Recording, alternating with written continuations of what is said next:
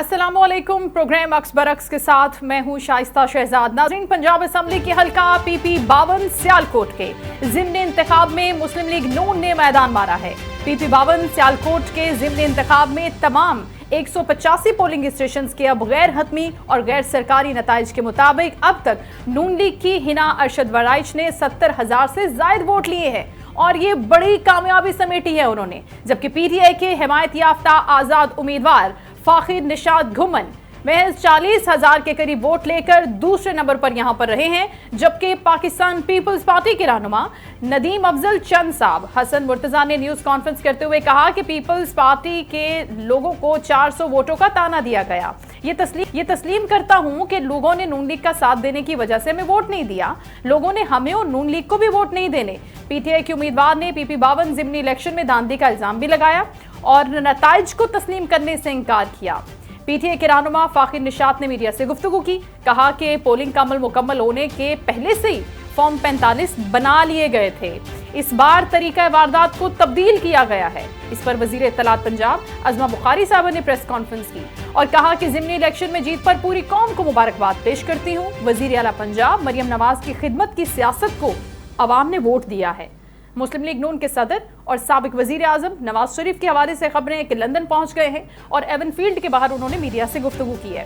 कहते हैं कि मुस्लिम लीग नून मुल्क की तरक्की में अपना किरदार अदा कर रही है, लोग हम पर एतमाद कर रहे हैं।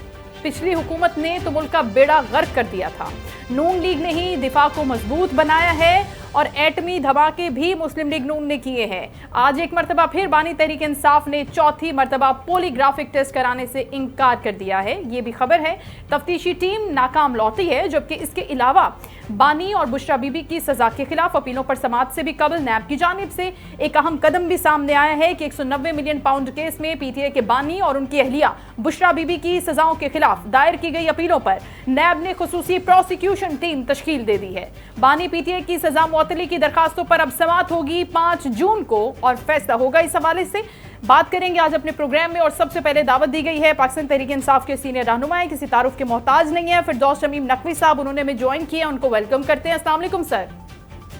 वालेकुम अस्सलाम। बहुत शुक्रिया सर आपके कीमती वक्त का। आज की जो बड़ी खबरें हैं उस हवाले से आपसे बात करनी है कि क्या डेवलपमेंट होने जा रही है। लेकिन सबसे पहले जो ज़ेर गर्दिश है खबरें और इसका बड़ा क्रेडिट ले रही है पाकिस्तान मुस्लिम लीग नून। अभी आपने देखा समड़ियाल का जो इलेक्शन हुआ ज़िमनी इलेक्शन, उसमें मुस्लिम लीग नून ने इतने बड़े मार्जिन से जीते हैं, वो कामयाबी हासिल की है। आधे आधे वोट्स का फर्क है सर, 40,000 PTI को, 80,000 मुस्लिम लीग नून को, हिना साहिबा को। क्या कहेंगे आप? अगर वो हमारे वोट 4,000 भी कर देते तो इसमें कौन सी हैरानी की बात थी। जब वोट मैन्युफैक्चरिंग कहीं और होते हैं, बैलेट बॉक्स भी कहीं और से आते हैं, RO के दफ्तर में नहीं जा सकते, पोलिंग एजेंट्स को बाहर निकाल दिया जाता है।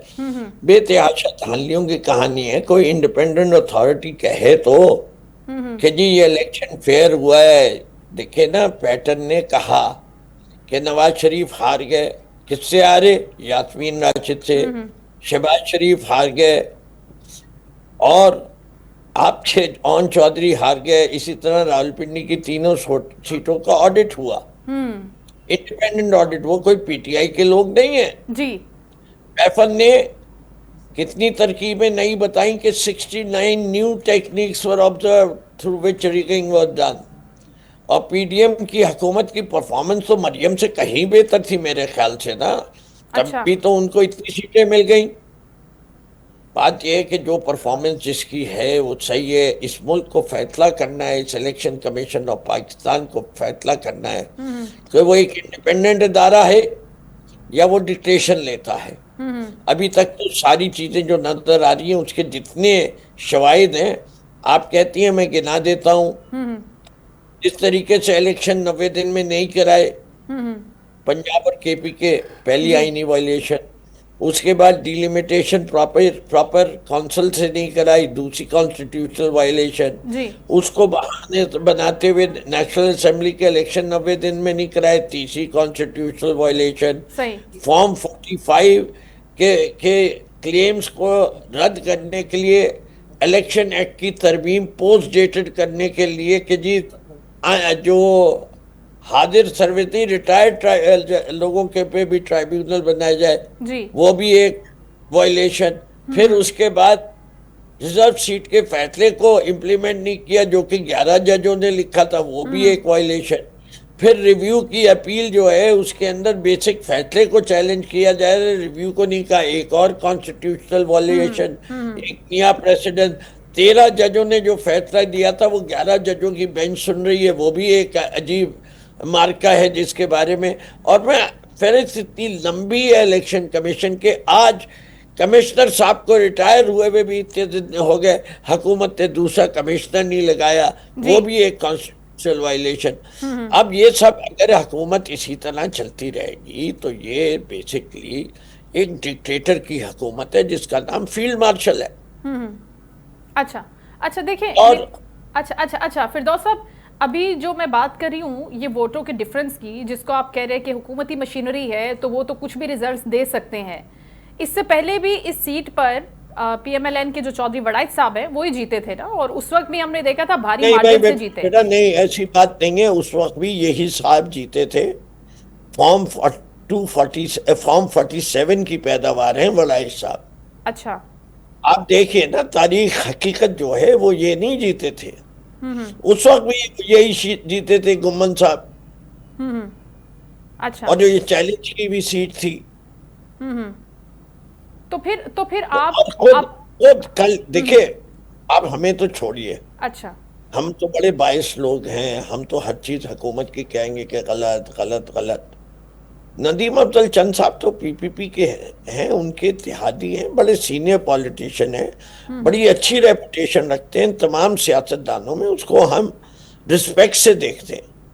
हम उसको ये नहीं गो कि वो हमारी पीपी से हमारी पार्टी में आए और हमारी पार्टी को छोड़ के दोबारा पीपी में गए। जी जी, लेकिन हम अभी भी नदीम अफजल चंद को कोई बुरा सियासतदान या नहीं कहते। बिल्कुल ठीक है, उनकी मर्जी, उनको आज़ादी है कि वो जिस सियासी जमात का हिस्सा बनना चाहें बने, लेकिन एक असूल पसंद आदमी है।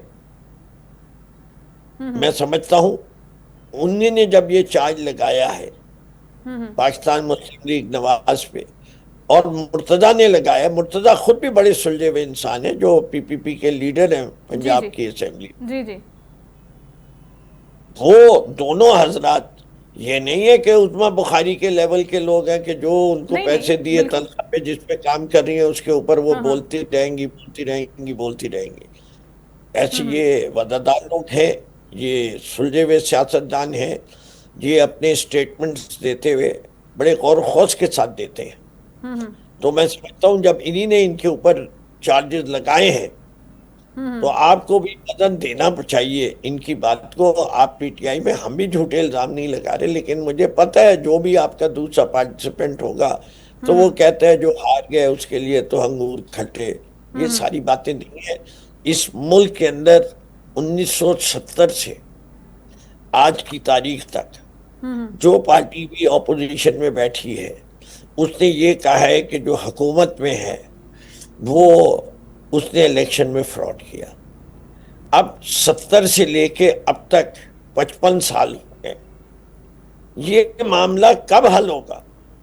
ये हमारे पास तो 3 साल रही हुकूमत, हमने उसमें इलेक्ट्रॉनिक वोटिंग मशीन प्रपोज की, अपोज की, हमने इलेक्टोरल रिफॉर्म्स प्रपोज की, अपोज किया इन्हीं ने। वैसा तो भाई आपने क्या आपने इलेक्शन के अमल में शफाफियत लाने के लिए क्या क्या इकदाम किए कि या तो सहाफी बरादरी कह दे जो वहां जमीन पे थी, मौजूद थी, कि हाँ नहीं हमने जो देखा पीटीआई वाले गलत कह रहे हैं, उनके एजेंट्स जो इंडिपेंडेंट सोर्सेस थे ना सर, वो जो इस पीपी 52 की, अभी हम हालिया इलेक्शन की बात कर लेते हैं, अभी जिमनी इलेक्शन की बात कर लेते हैं, सूबाई असेंबली की सीट की बात कर लेते हैं। हम किसी बड़े इलेक्शन पे जा ही नहीं रहे, किसी बड़े हल्के पे जा ही नहीं रहे, हम मियां साहब के हल्के की भी बात नहीं कर रहे, हम एक सीट की बात कर रहे हैं पीपी 52 की। वहां पर जो इंडिपेंडेंट सोर्सेज थे जो कवर कर रहे थे वो बता रहे थे कि वहां पर क्या सूरत हाल है। जब हमें दिखा दिया गया, बता दिया गया, उसके बावजूद जब पाकिस्तान पीपल्स पार्टी और पीटीआई दोनों कह रहे हैं कि यहाँ पर धांधली हुई है, बड़ी वाज़ेह धांधली हुई है, ज्यादती हुई है हमारे साथ, तो उसके बाद क्या? What's next? नहीं, इंडिपेंडेंट सोर्सेज को नेम तो करो बेटा। सर जितने भी सोशल मीडिया के लोग नहीं, आप हैं नाम जो, कीजिए, फैफन ने ये सर्टिफिकेट दिया है। सर आप मेरी मेरी बात समझिए, जितने लोग, ये अभी तो सर फाफिन पे रिकॉर्ड ही नहीं आया ना, जो मकामी लोग वीडियोस बना रहे थे, कवर कर रहे थे, डिफरेंट पोलिंग अरे भाई, स्टेशंस कौन पर है जा वो? रहे थे। कौन सा नंबर सहाफी है? मतीउल्लाह जान ने भेजी है रिपोर्ट। सर हामिद आप ये मीर बात ने तो रहने भेजी है। दें कि मतीउल्लाह जान बड़े क्रेडिबल सहाफी अरे हैं, या फिर हम किसी और का नाम ले लेते हैं। हामिद मीर ने भेजी है। सर आपको पता है कि हर सहाफी के पास खबर का एक सोर्स कौन होता है? आप इमरान रियाज खान की रिपोर्ट को तो मानेंगी नहीं।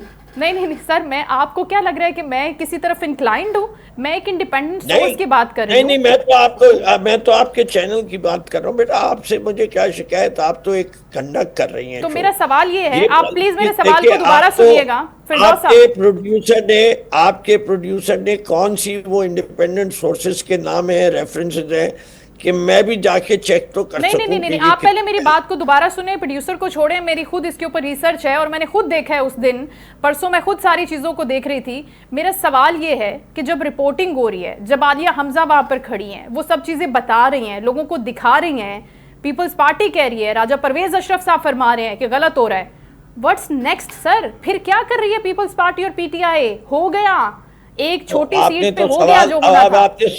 अब आपने पूरी बात ही तब्दील कर दी।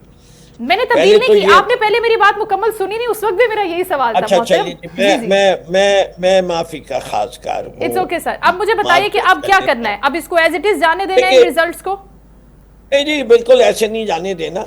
हमने कोर्ट्स को भी हिलाना है, हमने अवाम में भी शऊर लाना है। हमने, आप कहती है मैं आपको पूरे इलेक्टोरल रिफॉर्म्स, अगर आप स्क्रीन शेयरिंग करें, मैं अभी पोस्ट कर देता हूं, मैं जो चाहता हूं कि इलेक्टोरल रिफॉर्म्स आए, आप मुझे करें, मैं आपको पोस्ट करता हूं फौरी तौर पे। हमने फौरी तौर पे 10 रिफॉर्म्स मांगे हैं। अगर आप चाहती है मैं एक एक करके वो सारे पढ़ के भी बता सकता हूँ, लेकिन वो आज आपके प्रोग्राम का मौजू नहीं है। अगर आप कहती है तो उसके अंदर सबसे बड़ी बात ये, हम तो कहते हैं कि जी मैंडेटरी कर दिया जाए। अच्छा। कि आरओ के दफ्तर में तमाम कैंडिडेट्स के, पोलिंग एजेंट्स और कैंडिडेट के सिग्नेचर लिए जाएं और आरओ को एक ऐहदनामा साइन करना चाहिए कि मैं किसी किस्म की धांधली में नहीं हूं। आरओ को ऐसी सजाएं होनी चाहिए कि अगर पकड़े जाएं तो मसला, जिस पोलिंग स्टेशन के ऊपर पोलिंग एजेंट को निकालने की खबर या सबूत वो पोलिंग एजेंट दे, उसका रिजल्ट रोक दिया जाए। रियल टाइम में जो कि पहले बना था, रिपोर्टिंग सिस्टम बना था, वो उसको जो उसके अंदर खराबी आई थी वो दूर करके दोबारा उसको इम्प्लीमेंट करना चाहिए कि 2 घंटे के अंदर अंदर नतीजे आ जाने चाहिए। इससे कि एक पोलिंग स्टेशन पे कितने वोट होते हैं जो गिनने होते हैं? बहुत होते हैं, 700-800 वोट होते हैं, इससे ज्यादा नहीं होते। बिल्कुल आप सही कह रहे हैं। ठीक है जी, तो 700-800 वोट गिनने के लिए 2 घंटे काफी होने चाहिए। बिल्कुल ऐसे कुछ पोलिंग स्टेशन पर तो इससे भी कम होते हैं सर। अब ये वाली बहस जो है, मैं तो कह रहा हूँ ज्यादा से ज्यादा की बात कर रहा हूँ ना, कि 2 घंटे से अगर आपका आरटीएस रियल टाइम सिस्टम जो है, रिपोर्टिंग सिस्टम चल रहा हो और वो अखबारों को भी भेज रहा हो, मीडिया को भी भेज रहा हो और आरओ को भी भेज रहा हो वही रिजल्ट साइमल्टेनियसली, तो पूरा रिजल्ट 2-2.5 घंटे के अंदर जो है सामने आ जाएगा। बिल्कुल। अच्छा, फिर जो अकाउंट, हर प्रिजाइडिंग ऑफिसर के जो फॉर्म्स हैं वो रिकंसाइल नहीं हो रहे। कुछ पोलिंग स्टेशन ऐसे हैं जहां उन्हीं ने वोट्स की तादाद बढ़ाते हुए इस बात का ख्याल करना भूल गए, तो इधर तो इतने वोट ही नहीं है कि 133 को 933 करते हुए भूल गए कि इस जगह तो वोट ही सिर्फ 700 है। सही सर, गलती हो जाती है ना सर। देखें, आबादी भी शायद बड़ी तेजी से बढ़ रही है और फिर वोट भी बड़ी जल्दी जल्दी रजिस्टर्ड हो रहे हैं। तेजी से आबादी तो बढ़ सकती है, वोटर लिस्ट नहीं बढ़ती। अच्छा, फिर दूसरा सवाल ये कहा जा रहा है कि 190 मिलियन पाउंड केस का जो अब समाअत, अगली समाअत होने जा रही है 5 जून को, उससे बहुत ज्यादा उम्मीदें हैं। बैरिस्टर गौहर साहब भी फरमा रहे हैं, पर उम्मीद है, बड़ी अच्छी बात है, होना भी चाहिए। अदालतों से इंसाफ से पर मबनी फैसले आने चाहिए। हम भी इसी चीज के हक में हैं और ऐसा फ्री एंड फेयर ट्रायल होना चाहिए, हम भी वही कह रहे हैं। लेकिन वो फरमा रहे हैं कि 1 घंटे में ये केस फारिग हो जाएगा, खान साहब रिहा हो जाएंगे। फिरदौस शमीम नकवी साहब को क्या लगता है कि ऐसा ही होगा? मैं 180 डिग्री गौहर साहब की इस तर्जीह के अपोज करता हूँ। अच्छा। मैं बिलीव करता हूं कि ये इनकी नीयत ही नहीं है। खान साहब को रिहा करेंगे ही ये नहीं, चाहे वो केस ये हो या कोई और, वरना दो नए केसेस फिर कर देंगे जैसे पिछली दफा रिहा हो रहे थे, कि गौहर साहब भी सही हो जाएंगे और नए केसेस के तहत अंदर होंगे, शाह महमूद कुरैशी साहब भी अंदर हैं। जब नीयत होती है तो ऐसे काम नहीं किए जाते जो इस हुकूमत ने किया है, कि जो इंटरव्यू दे दे, जो माफी मांग ले। अगर खान साहब इस बात पे राजी हो जाते कि वो खामोशी से बनिंगाला में बैठेंगे या लंदन चले जाएंगे, जिस तरह नवाज शरीफ ने माफीनामा साइन करके सऊदी अरेबिया चले गए थे, जी। तो खान साहब तो आज से 2 साल पहले रिहा हो चुके होते। उनको मकसद यही नहीं है कि रिहाई चाहिए, अच्छा, उनका मकसद तो ये कि फौज को आईनी हदूद के अंदर लाना है। तो सर उसको इम्प्लीमेंट कराने के लिए भी तो किसी को स्ट्रगल, अगर आपकी पार्टी का ये नैरेटिव वो है स्ट्रगल तो ही उसको कैरी फॉरवर्ड भी तो करना है ना। उनकी रिहाई अगर हो जाती है तो अच्छी बात है। जी देखिए, बात ये, वो स्ट्रगल करने के लिए वो बेचारे या वो अजीम इंसान जेल की सोबतें काट रहे हैं गर्मी के इस जमाने में। और उनकी बेगम साहिबा के सेल में तो सुना है 2 हफ्ते से बिजली भी नहीं थी। ये भी जोन देखिए। जरा आप नवाज शरीफ का वार्ड का कभी जाइए और कहिए जी, दिखाइए, सैर कराइए कोट लखपत की, जहां नवाज शरीफ साहब ठहरे थे, या कराची के जरदारी वार्ड के नाम से एक जगह है, वो देख लीजिए।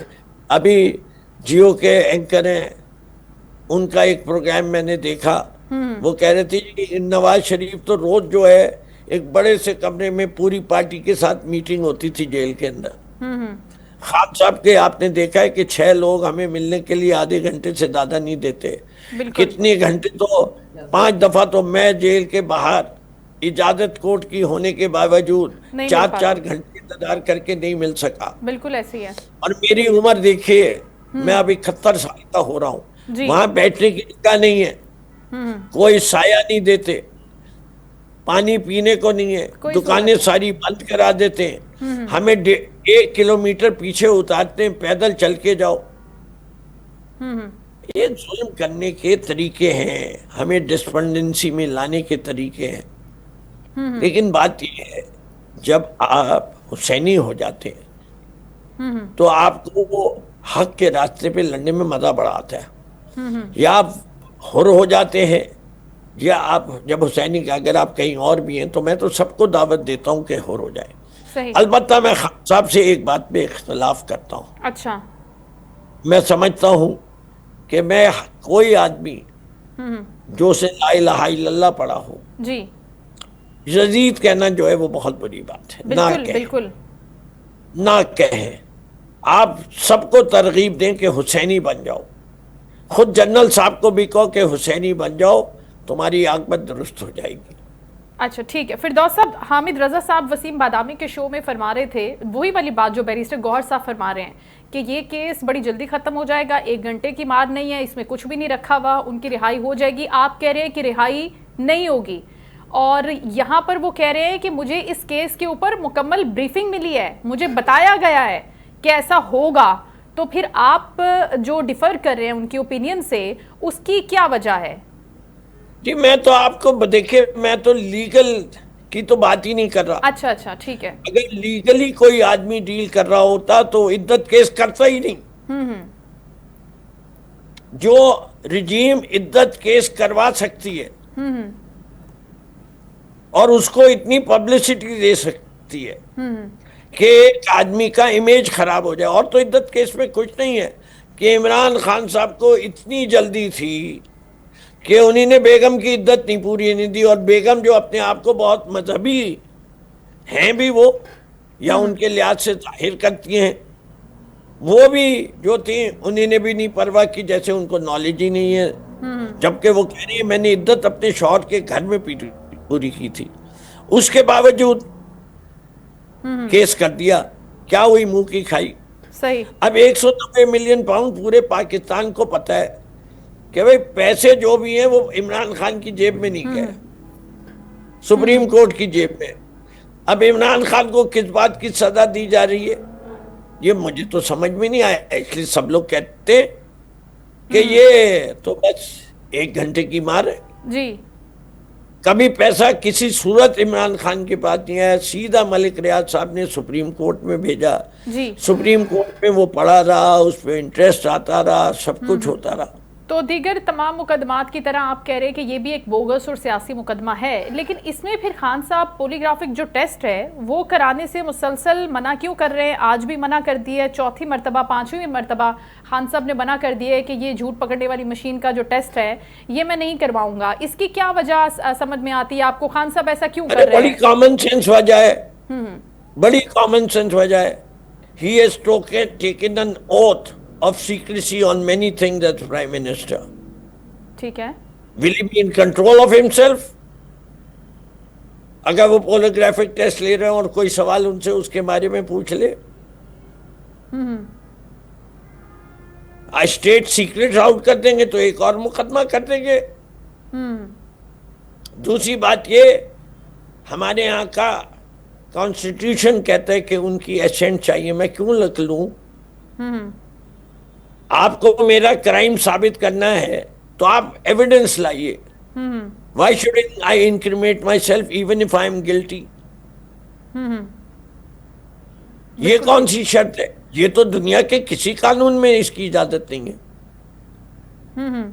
अच्छा, आप समझते हैं कि ये नहीं होना चाहिए, इसके बाद मजीद मुश्किलात बढ़ सकती है।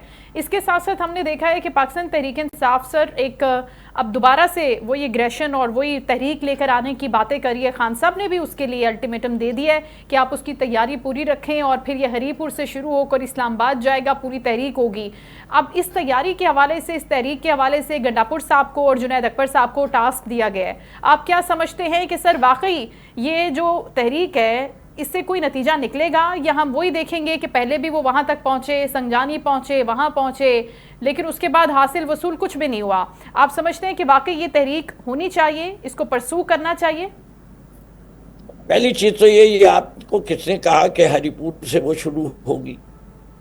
सर ये तो अभी इससे तक ऐलान नहीं हुआ। पहले सवाबी को सिलेक्ट किया। जी फरमाइएगा।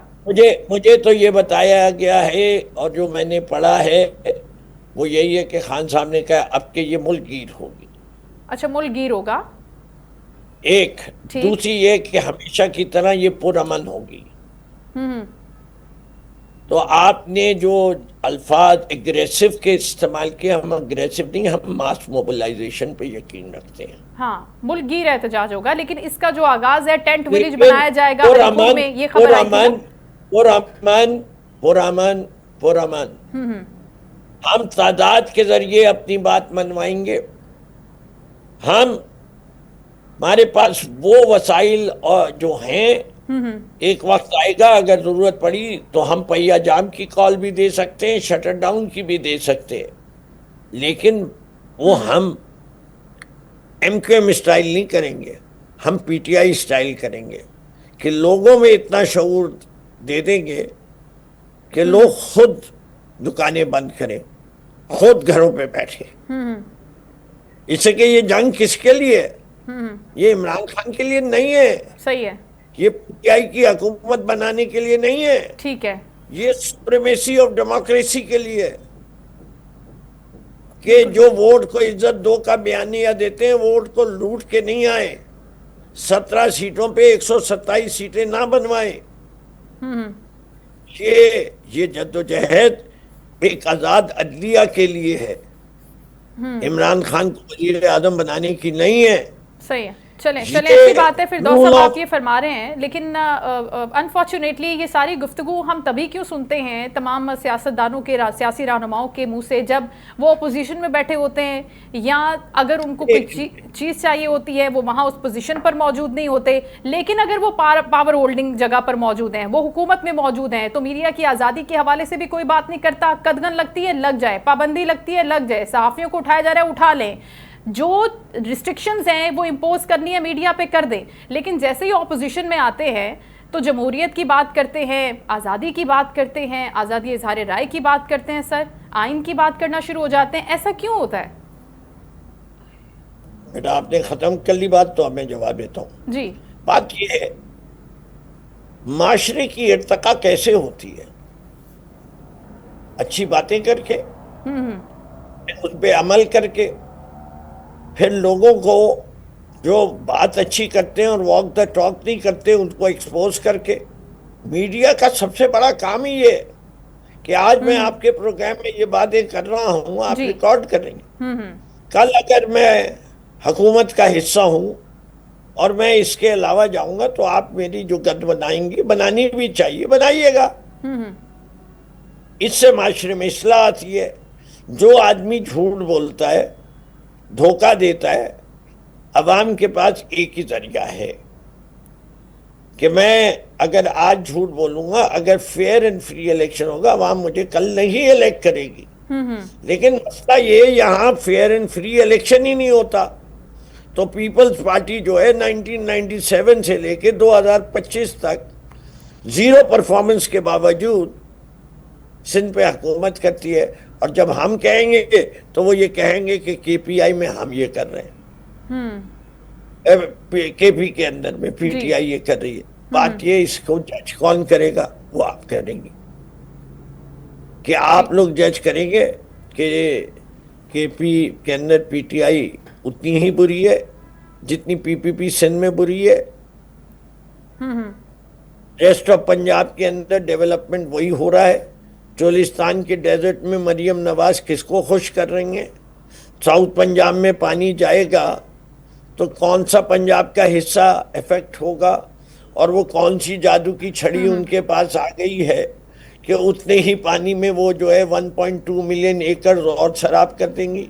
सही, ठीक है। इन चीजों के जवाब नहीं मिलते। अच्छा पूछ अभी लेते हैं सर। ये कहते हैं मईशत बहुत अच्छी है। अच्छा आपके जो सारे सवाल है ना फिरदौस साहब, मईशत अच्छी है या पंजाब के अवाम का क्या कहना है मरियम बीबी की परफॉर्मेंस के हवाले से, हमें ज्वाइन किया है साबिक गवर्नर पंजाब है मलिक रफीक रिजवाना साहब। फिरदौस साहब उन्हीं से पूछ लेते हैं। अस्सलाम वालेकुम रफीक साहब, कैसे हैं आप? खैरियत से हैं? अल्लाह का फजल है जी, आप सुनाइए। जी, thank you so much for your time sir. अभी मेरे साथ फिरदौस शमीम नकवी भी मौजूद हैं। सबसे पहले हम बात कर रहे थे पीपी 52 की इलेक्शन के हवाले से, जिस पर वाजे और बड़े मार्जिन से पाकिस्तान मुस्लिम लीग नून ने शिकस्त दी है पीटीआई को भी, पीपल्स पार्टी को भी, और दोनों जमातें तगड़े इल्जामात लगा रही हैं आप पर धांधली के। कैसे जीत गए आप ये सीट और फिर ये कैसे हुआ साहब? इन इल्जामात का जवाब कैसे देंगे आप? मैंने क्या जवाब देना है? इलेक्शन का रिजल्ट ही जवाब है। वो कहते हैं कि आपने रिजल्ट तब्दील किए हैं ना सर। ओहो, इसके अलावा और इनके पास केस क्या है?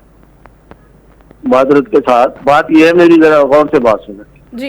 पिछली दफा जो खातून गालबन जीती हैं उनके वालिद साहब थे, मेरा ख्याल है वड़ाई साहब, मैं पूरी तरह तो वो जीती हैं, तो जीती हुई सीट को जीता गया, ठीक है, नंबर 1। नंबर दो इस बात पे आ जाए कि जब कोई जीता हुआ कैंडिडेट फौत हो जाए तो उसका हमदर्दी का वोट भी होता है, ठीक है ना, और फिर खातून भी है, तो ये सारे अवामिल हैं। मुस्लिम लीग नून का वोट है पंजाब में। अब ये जीत को कोई जीत मान जाए फिर तो बड़ी बात है, बड़ी बात है। कोई भी इलेक्शन हो, कोई किसी का भी हो, फर्ज किया यहाँ पीटीआई जीत जाती है, अगर मेरे से पूछते मैं कहता ठीक जीती है, अब नून लीग जीत गई है, वो कहते हैं ठीक नहीं जीती, तो उनको अब कहने में क्या हर्ज है? इसके अलावा कोई डिफेंस नहीं है। सर ये रिजवाना साहब फरमा रहे हैं कि देखिए जब आप जीतते हैं तो हम कब एतराज उठाते हैं, हम कहते हैं ठीक है पीटीआई जीत गई, पीपल्स पार्टी जीतती है, हम कहते हैं ठीक है पीपल्स पार्टी जीत गई। आप जवाब दीजिए। मैं गवर्नर साहब की नॉलेज के लिए दोबारा बता देता हूँ, ये वो सीट है जो नहीं जीते थे, इसको चैलेंज किया गया था। ये फॉर्म 47 और फॉर्म 45 दोनों ला के दिखा दीजिए। इलेक्शन कमीशन के पे भी जो फॉर्म 45 लगे हुए वो भी मैच नहीं करते, और फॉर्म 45 से पीटीआई वालों को नहीं मिला था, दूसरी जमातों को भी मिला था। ये वो हल्के हैं जिन पे चैलेंज किया गया। मियां नवाज शरीफ की वो ट्रेडिशनल सीट थी जो हार गए यास्मीन राशिद से। यास्मीन राशिद उनसे 2 दफा हारी थी, तीसरी दफा हरा दिया। तो अगर यही इनकी लॉजिक है तो इलेक्शन में तो कभी दूसरी पार्टी जीतनी नहीं चाहिए, जीतेगी तो हमेशा वही जिसने पिछली दफा जीती थी, और ये तो पहले ही हारे हुए थे इसके ऊपर। देखिए और वो इतनी मशहूर खातून है कि इनको पंजाब पार्टी का गवर्नर होने के बावजूद उनका नाम नहीं पता। बड़ी मशहूर नदीम अफजल चांद जो है वो कल तो सियासत में आए थे। रफीक और साहब गुलशन जवाब साहब के खानदान को, गुलशन साहब के खानदान को कौन जानता है? कोई भी नहीं जानता समरियाल में। अच्छा, मलिक साहब की बात सुन लेना। मलिक साहब जी बताइएगा, आप ये कह सकते थे इसकी बजाय कि देखें सुने मेरी बात। सबसे पहले तो मैं सवाल जवाब के प्रोग्राम को अच्छा नहीं समझता। अच्छा, मेरे मोहतरम दोस्त ने अपना मौक़िफ़ बताना है बिल्कुल सर आंखों पर। ठीक है, मैंने अपना मौक़िफ़ बताना है। अगर हमें आप कन्फ्रंट कराएंगी तो मैं कम से कम उस प्रोग्राम से कोई अच्छा नहीं होता, बहस में हम उलझ जाएंगे। ठीक है ना? जैसे ये फरमा रहे हैं जासमीन राशिद साहिबा मेरी बड़ी मोहतरम है, मेरा उनसे जाती सलाम दुआ है, बड़े अरसे से है, मैं उनका एहतराम करता हूँ। तो मैं इन मेरिट पे जाऊँ कि 2 दफा सीट बनी है, नवाज शरीफ साहब जीते तो भी जीतने को नई बात की है। फॉर्म 45 से 47 है, इलेक्शन पिटीशन की हुई है। हाँ, कहीं से इलेक्शन कमीशन से फैसला आ जाए कि ये जो सीट हम जीते हैं ये उस वक्त उनके वालिद साहब भी गलत जीते थे। ठीक है ना? अब वो जाती हवाले से कह रहे हैं इनको नाम का नहीं पता। देखे बात यह है कि मैं इस सवाल जवाब में मैं माजरत चाहता हूँ। मेरे से आप मेरा इस पे हम सवाल नहीं करते मलिक साहब। सुन ले मेरे लिए मोहतरम है वो, तो हम पढ़े लिखे लोग हैं, मेच्योर लोग हैं, हमको खुदा न खास्ता एक दूसरे को दावा जवाब दावा नहीं लेना। हमारे सिर्फ आप न्यूज ले ले, तो बड़ा स्ट्रेट फॉरवर्ड। ठीक है मलिक साहब, हम आपको जानते हैं ना, हम आपको जानते हैं मलिक साहब, आप हमारे साथ होते हैं ना। पूरी सुन ले। मैं तो इतना स्ट्रेट फॉरवर्ड हूँ कि मैं APC की बात पिछले दिनों 2 प्रोग्राम में हुई, तो जब ये हिंदुस्तान के साथ जंग चल रही थी तो मैं इस बात का हामी था और हूँ कि उस APC में भी इमरान खान साहब को जेल से पैरोल पर रिहा करके उसमें बुलाना चाहिए। तो मुझे किसी एंकर ने कहा कि अगर वो ना आए, मैंने कहा नहीं आएंगे तो वो पॉलिटिकल कॉस्ट वो पे करेंगे, आना चाहिए, वो भी एक पार्टी के लीडर है। और मैं कहता है तो बड़ा मुतदिल किस्म का बंदा हूँ। हम जानते हैं मलिक साहब, हम जानते हैं, आप मुझे भी बात करने का मौका देते हैं। माशाल्लाह आपकी गुफ्तगू बड़ी अच्छी है और हम आपसे बारहा बात करते हैं। और इस सवाल जवाब के सेशन का मतलब बहस में नहीं लगता, एहतराम का पहलू में हाथ से नहीं जाने देता और सवाल जवाब में नहीं पड़ता, इसलिए मेरे से मेरा व्यू ले ले। इसके बाद मेरे मोहतरम दोस्त का अपना व्यू है, वो अपनी जगह पे, मैं जातियात पे नहीं आता। बहुत अच्छी बात है। और फिरदौस साहब भी ऐसा नहीं करते बिल्कुल भी। हाँ, काबिल एहतराम है। मैं तो कह रहा हूँ काबिल एहतराम है। अगर मैं गवर्नर था तो था, अगर मुझे उस सीट के नामों का नहीं पता तो उस पर भी वो हैरान हो रहे हैं। कोई बात नहीं ना सर, वो उनकी बेटी हैं और पहली बार वो कंटेस्ट कर रही हैं, ये कोई इतनी बड़ी बात नहीं है, हमें भी नहीं पता था। तो इससे कोई बात नहीं है, क्या है। अब मैं इनसे पूछता हूँ कि फलां अटक के फलां हल्के से PTI का कौन कैंडिडेट था, नहीं पता, बिल्कुल नहीं पता होता। लेकिन रफीक साहब, अब सवाल ये है कि अगर मरियम बीबी की इतनी अच्छी परफॉर्मेंस है, वो प्रोजेक्ट्स पे प्रोजेक्ट्स लेकर आ रही हैं, मंसूबे लॉन्च कर रही हैं, उनको एग्जीक्यूट कर रही हैं, अवाम बहुत खुश है, सियालकोट की आवाम हो, पूरे पंजाब में जहां पर भी वो जाती हैं, यूनिवर्सिटीज़ में, कॉलेजेस में, जो मंसूबों का वो संगे बुनियाद रख रहे हैं, तो ये अच्छी बात है ना। देखें PTI भी तो यही चाहती है कि आवाम की फलाह हो, बहबूद हो, आवाम की तरक्की हो। देखे ये काम अगर PTI करती तो मैं तो जरूर अप्रिशिएट करता। ठीक है जी। अगर मरियम नवाज साहबा ने किया, बेटे उन्होंने कितनी एप्स चलाई है, कितने काम जारी किए हैं। अब परफॉर्मेंस उसके बाद आप इलेक्शन को छोड़ दें, ये इलेक्शन परफॉर्मेंस का भी रिजल्ट है। तो जितना काम पंजाब में हो रहा है, मैं इस बारे कुछ नहीं कहता KPK में क्या हो रहा है। KPK की हुकूमत जाने, मेरी तो दुआ है अल्लाह ताला KPK की हुकूमत को अवाम की खिदमत करने का मौका दे। अरबों रुपए के स्कैंडल जो आ रहे हैं उसकी भी प्रोब हो रही है, मैं नहीं कह रहा, मीडिया भी कह रहा है, प्रेस भी कह रहा है। तो इसीलिए मुकाबला परफॉर्मेंस का अपनी अपनी जगह पे है, मगर अपने सूबे की खिदमत के लिए हर हुकूमत को चाहिए मरियम नवाज की पैरवी करे। देखे वो कैसी खूबसूरत अंदाज से पंजाब को चला रही है। ठीक है जी, बहुत शुक्रिया मलिक रफीक रिजवाना साहब गुफ्तगू फरमा रहे थे। और फिरदौस शमीम नकवी साहब, आपका भी बहुत शुक्रिया, आपने प्रोग्राम में शिरकत की, इतना वक्त दिया हमसे और इन तमाम केसेस के हवाले से, मामलात के हवाले से अपनी राय से आगाह किया हमें। और मेरे दोनों मुअज़्ज़ज़ मेहमानों का बहुत शुक्रिया जिनका ये फरमाना था। ज़ाहिर है फिरदौस शमीम नकवी साहब ये कह रहे थे कि कि ये सीट पाकिस्तान तहरीक इंसाफ ने जीती है और जिससे हुकूमती जमात अपनी सरकारी मशीनरी का इस्तेमाल करती है, बिल्कुल उसी तरह से ज़िमनी इंतखाब में भी उन्होंने किया है और इस पर क्लैशेस हैं, रिजर्वेशंस हैं, तहफ़्फ़ुज़ात का इजहार वो कि पाकिस्तान पीपल्स पार्टी भी कर रही है, हम जानते हैं गुज़श्ता 2 रोज़ से। लेकिन हुकूमत का एक अपना मौक़िफ़ है कि ये उनके वालिद की सीट थी और उसके बाद उनकी बेटी खड़ी हुई है। तो यहाँ पर भी आवाम का जो रुझान है, जो उनकी एफिलिएशन है, जो उनका वोट है, वो मुस्लिम लीग नून ही है और उसकी बड़ी वजह मरियम नवाज शरीफ साहिबा के तमाम काम हैं जो इस वक्त वो पंजाब में कर रही हैं। इसके साथ ही नाज़रीन, शो का वक्त खत्म हो, अपना ख्याल रखिएगा। इंशाल्लाह कल आपसे दोबारा मुलाकात होगी। अल्लाह हाफिज़।